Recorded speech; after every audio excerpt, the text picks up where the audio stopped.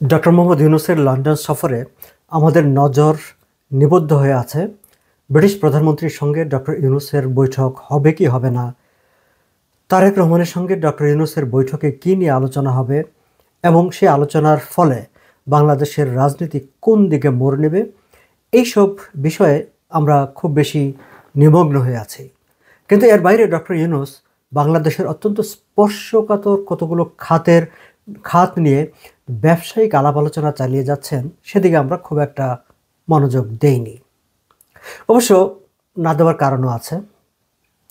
British প্রধানমন্ত্রীর সঙ্গে বৈঠকের সম্ভাবনাকে কেন্দ্র করে পুরো বিষয়টি এমন একটি নাটকীয় দৃশ্যের অবতারণা ঘটেছে আমাদের সামনে যে এটি আসলে একটি কমেডি শোতে পরিণত হয়েছে এবং বাংলাদেশের কূটনীতির শক্তি এবং বাংলাদেশের কূটনীতি যে কতটা হাস্যকর পর্যায়ে নেমে এসেছে অন্তর্বর্তী সরকারের শাসনামলে, সেই সব বিষয় আসলে আমাদেরকে খুব বেশি মনোযোগী করে রেখেছে।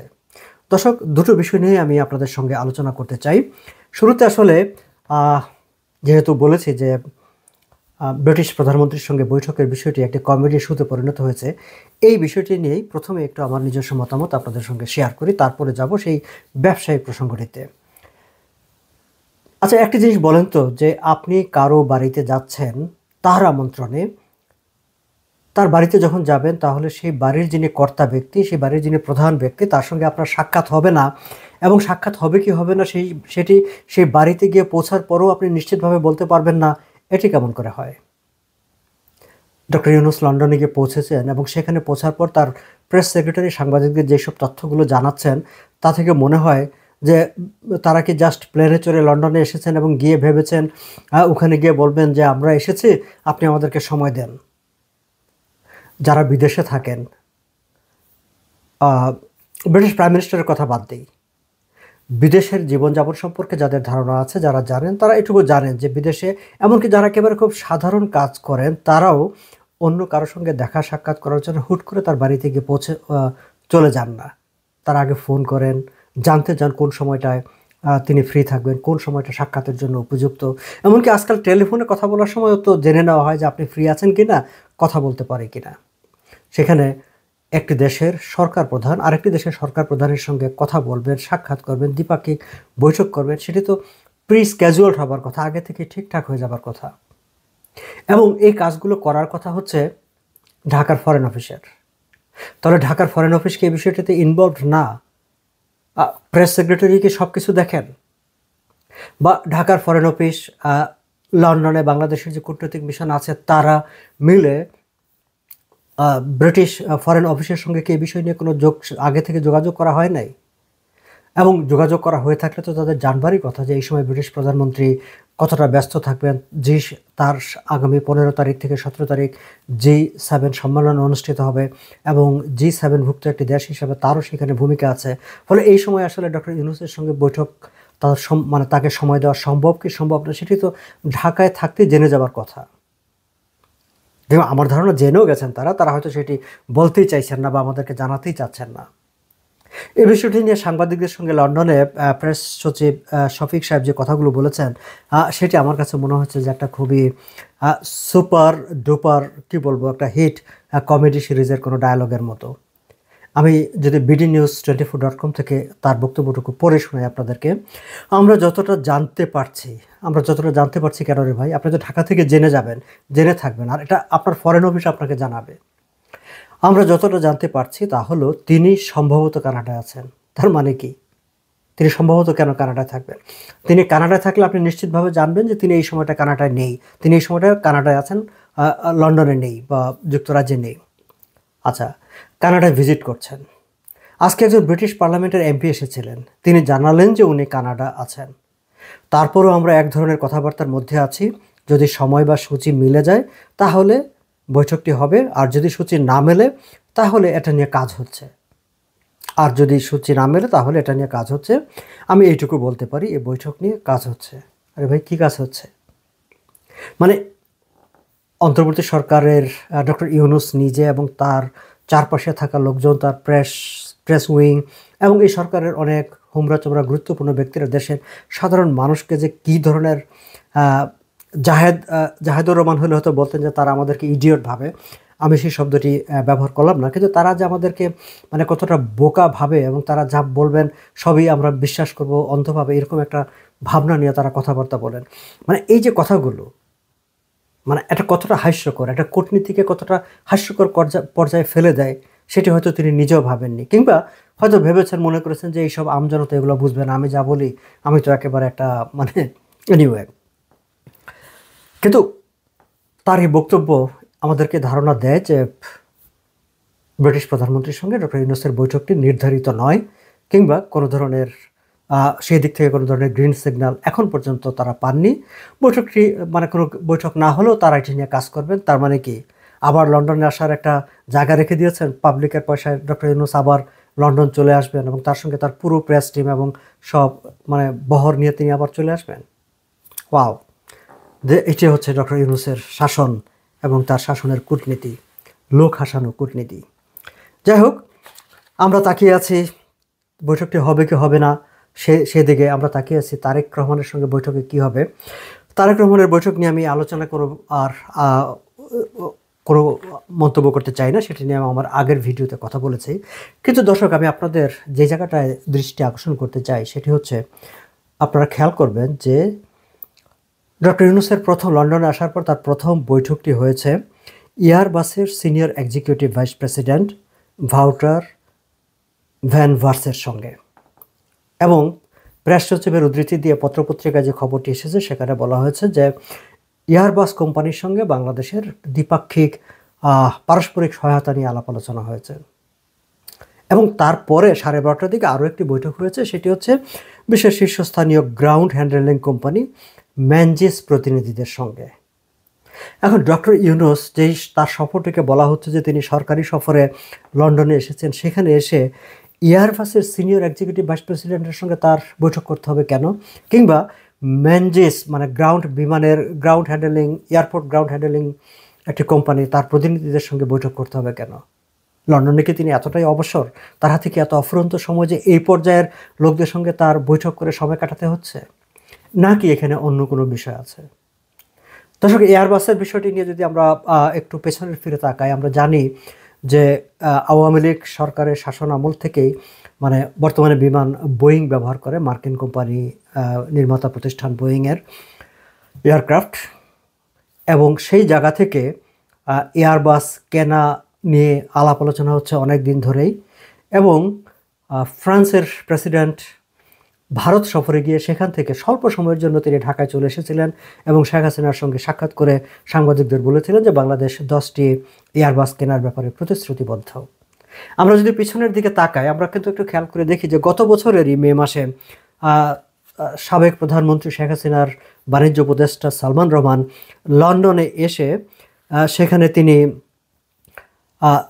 লন্ডনের ইউকের একজন মন্ত্রীর সঙ্গে এই বিষয়টি নিয়ে এক ধরনের একটা চুক্তি সমঝোতা স্মারকও তিনি স্বাক্ষর করেছিলেন সেই সময়টায় ব্রিটিশ প্রতিমন্ত্রী লর্ড ডমিনিক জনসনের সঙ্গে। তার মানে এয়ারবাস কেনা নিয়ে, এটি নিয়ে আবার বিমানের বোর্ডে বিভিন্ন ধরনের কথাবার্তা হয়েছে। একটি কমিটি বলেছে যে না, এয়ারবাস কেনা লাভজনক, আরেক কমিটি বলেছে না, এটি লোকসানি হবে, আবার পক্ষে বিপক্ষে এরকম নিয়েই চলছে। ফলে বিমানের বোর্ডে সরকারি পর্যায়ে সেই অর্থে এই ব্যাপারটি যে চূড়ান্ত ফয়সালা হয়েছে তা না।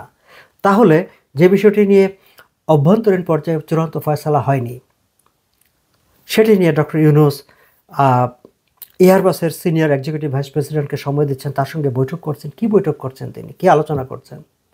তিনি কি তাদের সঙ্গে এই বিষয়টি, কেনাবেচার বিষয়টি এগিয়ে নিয়ে যেতে চাইছেন? এবং যদি চেয়ে থাকেন, সেই জায়গাটি আরেকটি প্রশ্ন আসে, তিনি ইতিমধ্যে এপ্রিলে নির্বাচনের তারিখ ঘোষণা করে দিয়েছেন।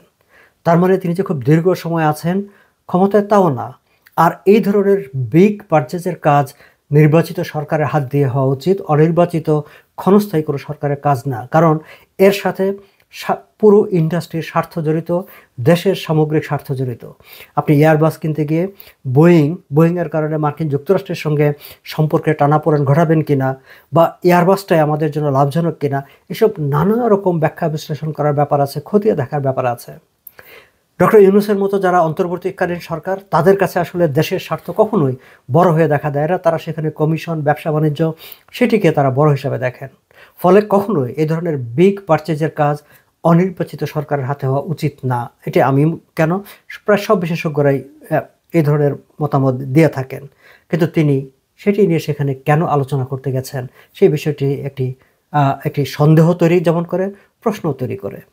এবং একই সঙ্গে যে গ্রাউন্ড হ্যান্ডেলিং কোম্পানির প্রতিনিধি, কোম্পানি ম্যানজিসের প্রতিনিধিদের সঙ্গে বৈঠক করেছেন এবং এ প্রসঙ্গে তিনি সাংবাদিকদের, প্রেস সচিব মিস্টার শফিক যে কথাটি বলেছেন যে ডক্টর ইউনূস যেভাবে বলে থাকেন যে বন্দর দেওয়ার ব্যাপারে, যে সারা বিশ্বের তারা খুব খ্যাতিমান কোম্পানি, বিশ্বের দক্ষ কোম্পানির হাতে বিমান ছেড়ে দিতে হবে, বন্দর ছেড়ে দিতে হবে, দিয়ে আমাদের শিখতে হবে, ঠিক একই রকম ভাষা তিনি অনেকটা কপি করে এরকম বলছেন যে 350টি বিমানবন্দরে কাজ করে এই গ্রাউন্ড হ্যান্ডেলিং কোম্পানি ম্যানজিস, বিশ্বের খুব বিখ্যাত খ্যাতিমান একটি কোম্পানি।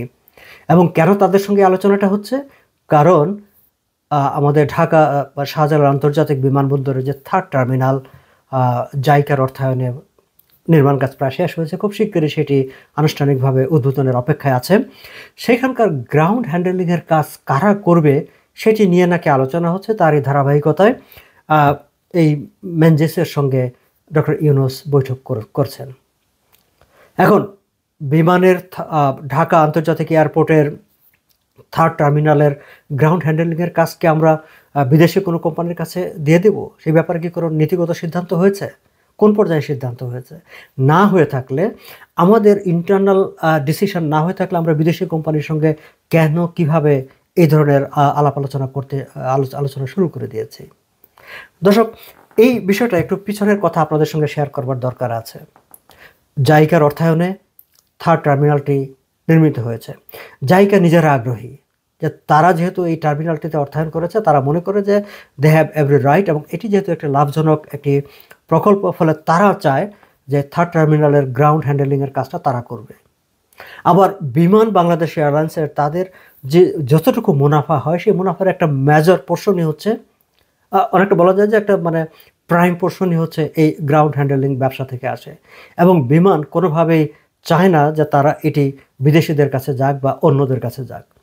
এবং বিমানের মতো একটা স্পর্শকাতর জায়গার গ্রাউন্ড হ্যান্ডেলিং আমরা বিদেশি কাউকে দিয়ে দিব কিনা, সেটিও তো মানে একটা রাজনৈতিক সরকারের সিদ্ধান্ত নেওয়ারই ব্যাপার, একটা অন্তর্বর্তী সরকারের সিদ্ধান্ত নেওয়ার ব্যাপার না। এবং আমরা যে পিছনের দিকে যখন তাকাই, আমরা দেখি যে এইটি নিয়ে বিমান বাংলাদেশ এয়ারলাইন্সের সঙ্গে তৎকালীন আওয়ামী লীগ সরকারের মধ্যে বেশ ধ্যান দরবার হয়েছে এবং এক পর্যায়ে বিমান আই থিঙ্ক মোটা অঙ্কের তারা ইনভেস্টমেন্ট করেছে যে তাদের ক্যাপাসিটি বিল্ড আপ করার জন্য, কারণ তারা এই কাজটা চায়। গত 5ই মার্চ, তার মানে ওই অন্তর্বর্তী সরকারের ডক্টর ইউনূসের সরকারের শাসন আমলের ঘটনা এটা, চলতি বছরের 5ই মার্চ বিমানের একটি অনুষ্ঠানে বিমানের চেয়ারম্যান আব্দুল মুঈদ চৌধুরী তিনি জানিয়েছিলেন যে 3rd টার্মিনাল শুরুর দিন থেকেই বিমান বাংলাদেশ এয়ারলাইন্স এই গ্রাউন্ড হ্যান্ডেলিংয়ের কাজ করবে, তাদেরকে 2 বছরের জন্য এই কাজের অনুমোদন দেওয়া হয়েছে। তাহলে বিমানকে যদি 2 বছরের জন্য এই গ্রাউন্ড হ্যান্ডেলিংয়ের কাজ দেওয়া হয়েই থাকে, তাহলে অন্য একটি কোম্পানির সঙ্গে ডক্টর ইউনূস কেন বৈঠক করছেন, কেন আলোচনা করছেন এই গ্রাউন্ড হ্যান্ডেলিংয়ের কাজ নিয়ে? সেখানে তার স্বার্থ কী? এবং ওই একই অনুষ্ঠানে বেসামরিক বিমান চলাচল কর্তৃপক্ষের চেয়ারম্যান মিস্টার মঞ্জুর কবির ভূঁইয়া তিনি আরও একটি তথ্য উপস্থাপন করেছিলেন। তিনি বলছিলেন যে জাইকার সন্দেহ আছে যে বিমান এই কাজটা করতে পারবে কিনা, বা বিমান এই গ্রাউন্ড হ্যান্ডেলিংয়ের ক্ষেত্রে ইন্টারন্যাশনাল সার্ভিসটা দিতে পারবে কিনা। কিন্তু আমি পরবর্তীতে দেখেছি যে বিমানের যে প্রস্তুতি, তারা যেসব ইকুইপমেন্ট পারচেস করেছে, তাতে আমি সন্তুষ্ট যে তারা ইন্টারন্যাশনাল স্ট্যান্ডার্ডের গ্রাউন্ড হ্যান্ডেলিং সার্ভিস দিতে পারবে। এখন বেসামরিক বিমান চলাচল কর্তৃপক্ষ বিমান বাংলাদেশ এয়ারলাইন্স তারা জানে যে এই গ্রাউন্ড হ্যান্ডেলিংয়ের কাজটি বিমান বাংলাদেশ এয়ারলাইন্সকে দেওয়া হয়েছে 2 বছরের জন্য। আর প্রেস সেক্রেটারি আমাদেরকে জানাচ্ছেন যে এই গ্রাউন্ড হ্যান্ডেলিংয়ের কাজটা কাদেরকে দেওয়া হবে, যে এটি নিয়ে যে আলাপ আলোচনা হচ্ছে তারই ধারাবাহিকতায় ম্যানজিসের সঙ্গে তারা আলোচনার অংশ হিসেবে ডক্টর ইউনূসের সঙ্গে বৈঠক হয়েছে।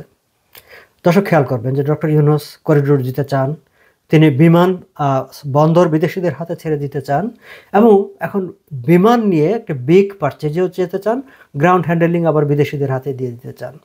এবং লন্ডন সফরে, এই যে যুক্তরাজ্য সফরে, সরকারি সফর বলে যেটিকে তিনি চালিয়ে দিচ্ছেন, যেটি মূলত এখন পর্যন্ত মনে হচ্ছে যে একটি ব্যক্তিগত সফর, সেখানে আবার তিনি এই যে স্পর্শকাতর ব্যবসার ধ্যান দরবার করছেন। ফলে এই পুরো বিষয়গুলোই আমাদের সামনে একটি প্রশ্নবোধক চিহ্ন হয়ে দেখা দিয়েছে যে ডক্টর ইউনূস আসলে কী করতে চাচ্ছেন, কী চাচ্ছেন। আজ এই পর্যন্তই। ভালো থাকবেন।